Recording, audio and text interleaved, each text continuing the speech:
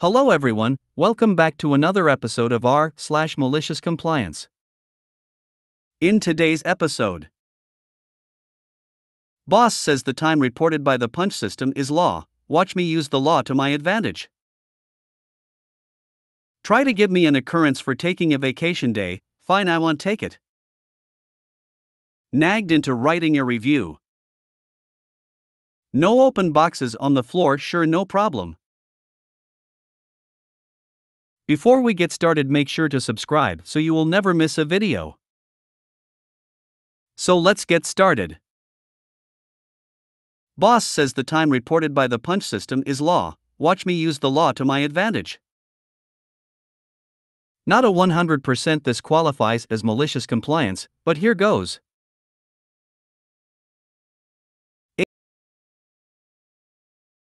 8 or 9 years ago, I was baker at a popular fast food chain in my country.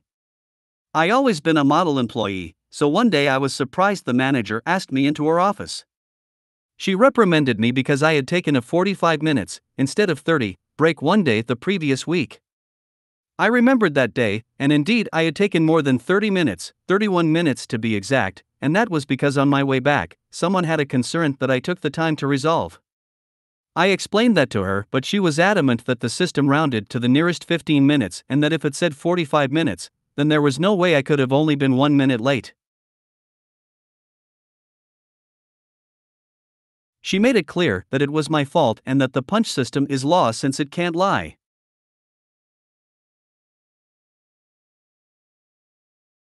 On my next shift, I looked into it. On the punch system, there is a way to see at what time you punched. I realized that the system was not rounding the amount of time you worked/were on break, but rather the time at which you punched. What happened that day was that I punched out at 10h22, rounding to 10h15, and got back 31 minutes later at 10h53, rounding to 11h, hence the 45 minutes break.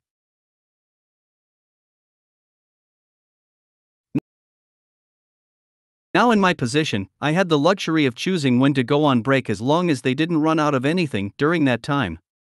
From that day till the day I switched job a few months later, I made sure to go on break just after the cutoff, and back just before the next one. For instance, punching out at 10h08, rounding to 10h15, and back in at 10h52, rounding to 10h45. I thus ended up with 44 minutes break, that according to the system were only 30 minutes long. One time, a supervisor told me that it seemed like I was gone for a bit longer than usual. I replied that she saw me punching in and out, and that she could go confirm in the system if she wanted to. Never heard from it after that.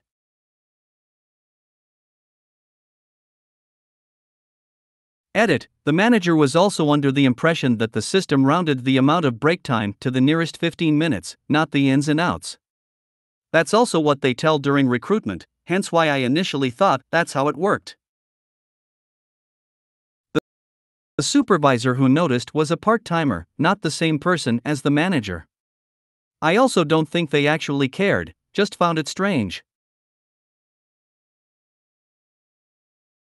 Before leaving, I did share the trick with a few coworkers, but since cashiers have a supervisor that coordinate break time, they can't really be late.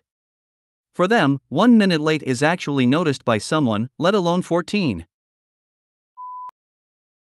Try to give me an occurrence for taking a vacation day. Fine, I won't take it. So this past Monday was of course the day after the Super Bowl. My supervisor had the day off for his birthday cause he was planning on partying a lot for the Super Bowl and didn't want to come into work on his birthday after celebrating it and the Super Bowl. Well, Monday, I requested the next week off, 20th to 24th, and tried to get the lead man to sign off on it. Since my supervisor was not here,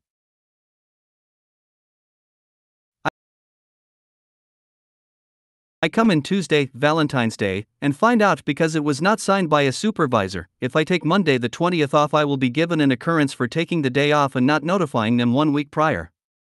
AKA getting it signed on the 13th instead of the 14th.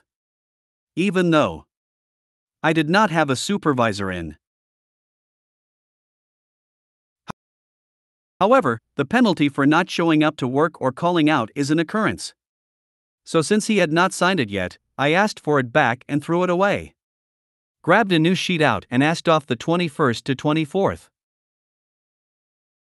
Now I am using 4 vacation days instead of 5, but I will not be here on the 20th. Instead, I will take the occurrence and be a no-call no-show.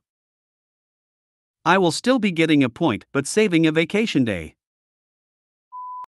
Nagged into writing a review. I'm using real names because that's where my issue started. I ordered from a place on DoorDash called Rotisserie Roast. I was craving mashed potatoes and that place came up in the search. Never heard of it, but the menu offers roast chicken and mashed potatoes. Okay, cool. I'm in. However, it was a pseudonym or ghost kitchen or shell company or whatever they call it. It was actually Boston Market in disguise. I deliberately did not order from Boston Market when I was scrolling DD because I do not like them. How do I know it's Boston Market in disguise? Because that's the branded logo bag my food was in. I ate only half of my food because I don't like their recipes and was reminded why. I was irritated, but I wasn't going to make a big deal out of it. I rated my delivery driver but ignored the review request. Or I ignored it until they emailed me 3 times with follow-up requests to rate and review my order. Okay, if you're sure that's what you want, I'll give it to you.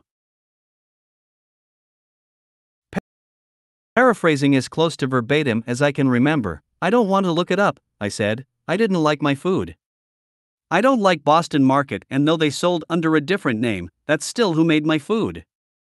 I would not have ordered it if I knew, so this 1 star is their fault. No open boxes on the floor, sure, no problem. Thought this story might go down well here. I have 2 jobs and this story takes place at my second part-time, which used to be full-time until I got this new job. So I was working as a manager and stock controller of a big sports club in my city. This specific club has no owners per se since it is technically an NPO, but there are multiple levels of management. Directly above me is our GM, who was supposed to handle the everyday running of the club. However, he has never in his life worked in a bar environment before, so knows absolutely nothing about how bars function. In the back of our bar, we have a storeroom in which all our excess booze is kept, but the shelves in this storeroom were built poorly and were not strong at all, thus we never really fully unpacked the boxes of spirits since we knew the shelves were not strong enough to hold all of the liquor. One day our GM goes into the storeroom and sees these boxes, all packed neatly, might I add, since I had gotten the bar staff to tidy the storeroom the night before, and has an absolute cadenza, going on a rant about how untidy it is and unacceptable it is that I allow the staff to keep the area like this, and insists that any unsealed box of liquor is to be fully unpacked and put onto the shelves.